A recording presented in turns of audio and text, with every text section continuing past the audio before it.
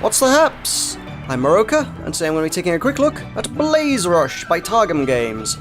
This is a racing game, I mean you can see that.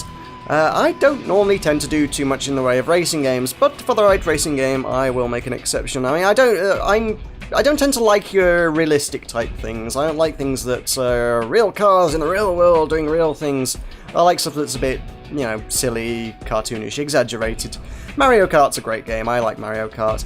And this is your same sort of combat racing, as it were, so that's cool. So this is inspired by, in fact, there's a game I played a lot during my university years called Mashed, which was out, I believe, on the Xbox, and PS2 was the format we played it on. And I believe that's actually a good part of the inspiration behind this, as well as Micro Machines, which is actually by the same developer as well. So they are part of the inspiration behind this, so that's kind of cool. Let's hop on in, shall we, and take a look at these settings. So controls, keyboard controls can be rebound, that's okay, that's great.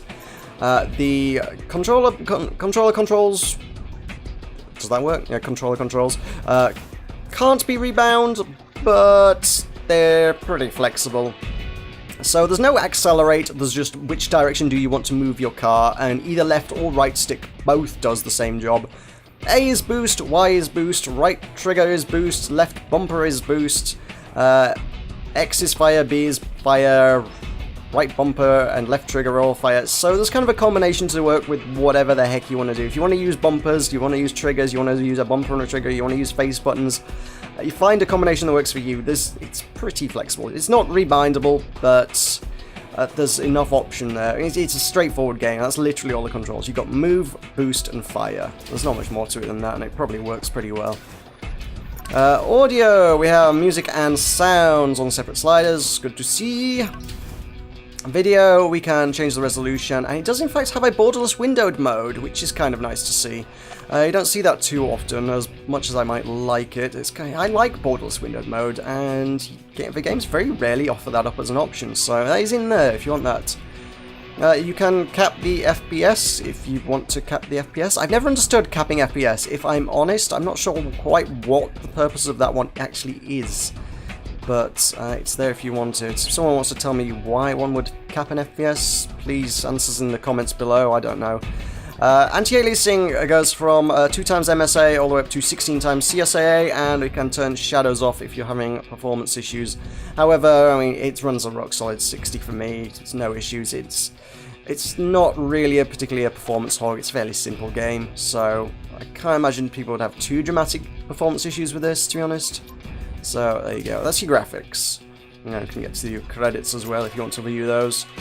So we've got two main modes. We've got career mode and party mode. Career mode is obviously predominantly your single player campaign stuff. We've got a long string of missions. The column on the left is basically all the missions, and then occasionally it'll give you some sort of side missions, some bonus scenario kind of things. There's a couple of time trials. I don't really know what all these are because I've not really looked into all of them. As you can see, I've actually got no cups on them, so I haven't actually really looked into the context of all of them. But as I click on them, there's a new race with new tech on the scrapyard, so it's not entirely descriptive either, so I'm not really sure. I'll start off, survive as long as possible using the rocket booster. Okay, it's a little bit gimmicky. So there's 3 main modes that are going to come up. Let's jump into what's that noise, because there's obviously a race, and you know what a race is. First over the finish line wins. You can tell what that is. There's 2 other modes which are slightly more interesting, so I'm going to show you those. So we've got, actually no, let's do a slightly later one. That thing again, I think, is one of them. So there's one of these, a death race, where there will be a giant roller chasing us around the track, and we need to survive as long as possible. At the moment, I've got these 10 characters to pick from, 6 more to unlock at some stage. We've got each of the cars has mass acceleration and handleability.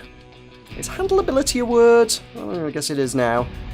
You can pick whichever stats you want. There's also cars with tracks and cars with fly, which changes how they perform as well. Cars with tracks turn way better than anything else. As you can see, its handleability is right up as well, actually. And cars that fly a little bit more, they're a little bit slower to turn, a bit more like a hovercraft, I guess. Basically, you need to turn before you get there. I quite like this flying car, to be honest. But you don't get many of them. They introduce these two types of vehicle, which are obviously different to things with wheels, fairly early on. It's like, oh, make a note of these. These are how flying cars work. These are how tracks work. You don't get many. Look at these. None of these actually work like that. There's only those two that they introduce you to really early on in the story that you get. If I show you party mode later, you'll see there are a few later on. There are more than one flying and more than one track car, but you don't get many to play with, to be honest. These are literally your only options for a long time throughout the campaign mode. So I'll go with the flying one, because I do kind of like the flying one.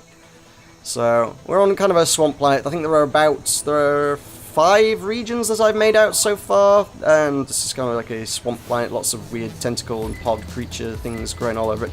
It's a little bit gross, but it's the organic map type is what they call it. So you can see in the back there is this huge roller chasing us around the track, and we need to... Basically, when someone dies, everybody else who's left in the race at that point gets a point, so at some point, whoever's in first place is going to get lots of points. Then once everyone else is dead, everybody respawns and we do it all again. And first to 15 points wins. And I'm potentially going to be out fairly early if I keep this up. We're going to get the blue pickups, which are only spawned some way behind the leaders. The lead doesn't have access to the blue pickups. The blue pickups are boosters, effectively. There's a variety of different types. That one there was a solid rocket booster, which is, as you can see, that guy using it, it's pretty effective. Fans of Kerbal Space Program will be familiar with the solid rocket booster, no doubt. It's the thing that you use to get into space, basically. So it's got some power behind it. I'll use that to play some catch-up. It can be a bit reckless because you can just fire yourself straight off the side of the track like that, really easily. I got a badge called Leroy for that. That's amazing. I didn't know there was a badge called Leroy in the game. That's fantastic. And now I'm going to wait for these guys to duke it out. There's a variety of different weapons you can pick up as well. As I say, look, there's boost and there's fire. There's a boost and fire weapon are the two controls in the game, and those are the two types of pickups you can get. There's a variety of different weapons. Obviously, you can see there's like the green goop thing slows people down. There's the chain gun, throws people off a bit. It's all really obvious because you can see them strapped to the front of the car, that's what it is. There's like a homing missile you can get. There's this chainsaw blade which sort of spins people out. I managed to hit myself somehow there. That's really well played. That's fantastic. I'm going to want that boost. No, I got gooped. I think I'm out. I am out. So yeah, for this game type, first to 15 wins. Just keep playing until someone hits 15, basically. And yeah, as I say, there's no real accelerate. It's just, you can see the arrow in front of my car. You don't get it on the AI, obviously, but it's basically, that's the direction you're pointing your stick at that moment in time, and your car will go in that direction. There's no go fast, go slow. It's just, which direction do you want to go? I think the perspective would cause a lot of people, in fact, actually looking at the Steam forums, I think a lot of people do think this game may well be inspired by stuff like Rock and Roll Racing 3D, although the developers have said that's not so much their inspiration. Stuff like Mashed and Micro Machines is far more of an inspiration behind this game than anything like Rock and Roll Racing 3D. But I keep saying 3D because that was one that was out recently, which became Motor Rock. Rock and Roll Racing is obviously the original. I don't know why I keep tacking 3D on, I'm mentally doing that. So yeah, Rock and Roll Racing, it's kind of had this top-down perspective, and you weren't necessarily always driving forwards. You can drive towards the camera in that one. It was a fixed perspective kind of thing in Rock and Roll Racing, and this has kind of got that same thing, the same camera angle all the way around the track, and you drive towards the camera at times. Whereas things like Mashed, the camera followed the track basically. Well, usually it was a little bit odd at times, but usually. You were facing forward with Mashed. Which way you were going around the track was the way the camera pointed and followed things around. So the perspective kind of gives that idea that it might be Rock and Roll Racing. It's not so much. I mean, it's, like I say, it's got the perspective, that's about all it's got in common, I think, really. So you get a score at the end of it, so we get cups based on our performance, which is going to obviously unlock later levels. And we get, at the end, we got a little bit GoldenEye. That was always fun at the end of a match of GoldenEye, wasn't it? Getting told everybody's the most... insert adjective here, so there we go, most enduring, careful, prudent, whatever. Then we got a bunch of badges as well, which I think may be tied to achievements in certain cases, probably not in all cases, but there you go. So depending on what you do, be the first car to shoot and hit somebody, hit the same car 3 times in a row, push someone off a track, there's a bunch of different things. I got Leroy there. Where's Leroy? I want to see what Leroy was. Drop from the track while using a booster. I'm sure I must have done that a bunch of times. I've never seen that badge before. because that's really easy to do with that solid rocket booster. It's so easy just to go, whoops, this is designed to get me into space. I'm now in space. So there's that. So yeah, as we go on, as you can see, the later levels are locked based on the number of cups that you've got. I mean, I'm currently in the 3rd area after about 2 hours of gameplay, so make of that what you will, just for some sort of perspective on how long it's going to take you to get through this. These levels are getting fairly challenging, I will note. You've then got into about to start on an icy area by the looks of things, because all levels are locked by ice, not by the goopy organic gunk.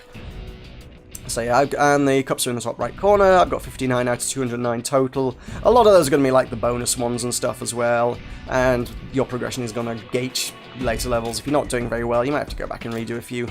Each of the levels, it's also worth noting, you've got 3 based on getting first, second, third on things, and then you've also got 2 different bonus objectives on each one, which give you an extra 2 cups. There's one for getting a certain score on that level, and one for killing 3 people on that level.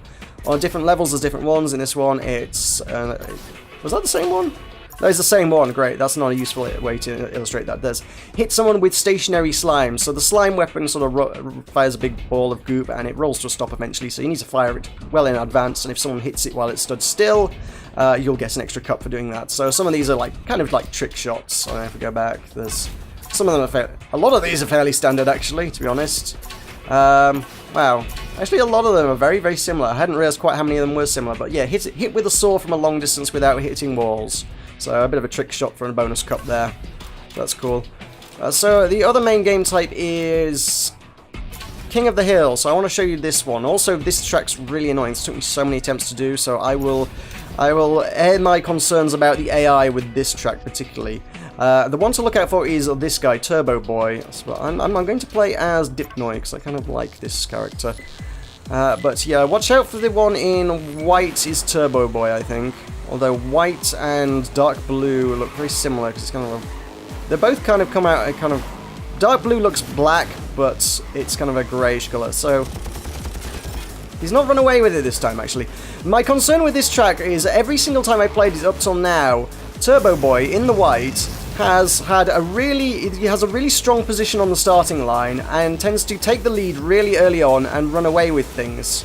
Admittedly, dark blue is kind of doing the same this time, but yeah, you kind of seem to end up with one player who's really runs away with things, and the AI doesn't often make much of an attempt to stop him, which is like, that's really weird because, you know, if you were actually emulating what a human would be doing in this position, they would be shooting the person in the lead like God knows what. So I like that. Oh, yeah, there we go. Those homing missiles are fun. Oh, nuts, I wasn't watching what I was doing.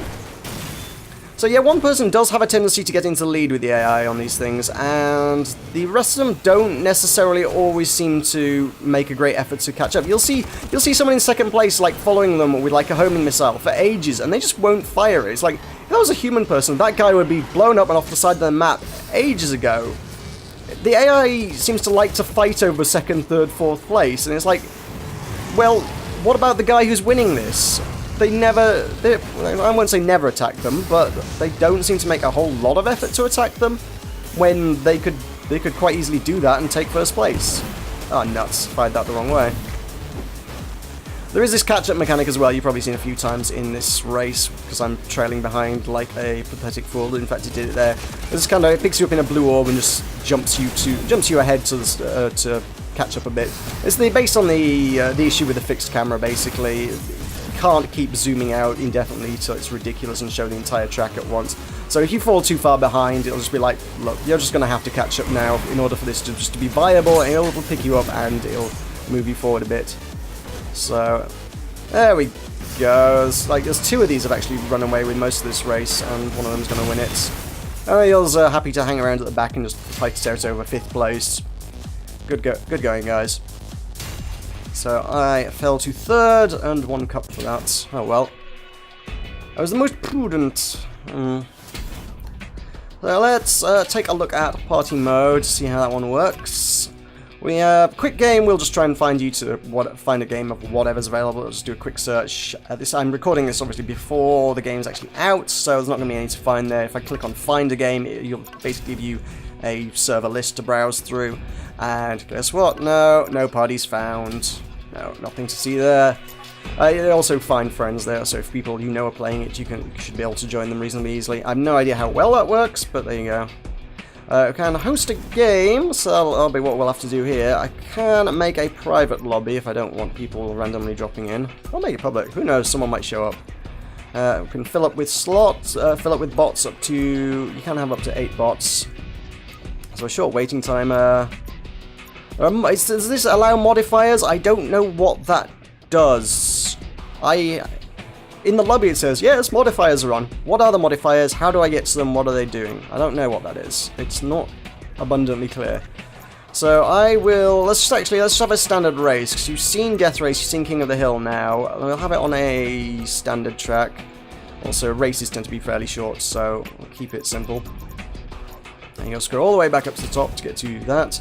Satellite, we'll talk to our sofa, that we're not sat on actually, but there you go. So there you see modifiers off. Where are modifiers? There's nothing on the screen that says anything about modifiers. I don't know what they are. So then it'll give you a few to vote from. You can't specifically pick stuff out, and as I say, there's like 5 different regions. So if you wanted to play on the lava level, nope, you can't have a lava level. Fine, we'll go with Arctic. You can't pick the track out either. It's Arctic Standard Track 3. It gives you a voting option, but if you've got a track that you really like playing on, you've got to hope it comes up in the rotation. You can't specifically pick things out. So I'll go with Flying Wolf thing, because he's one of the few other flying ones, and dude's a wolf. Come on. Who wouldn't pick a wolf? That's awesome.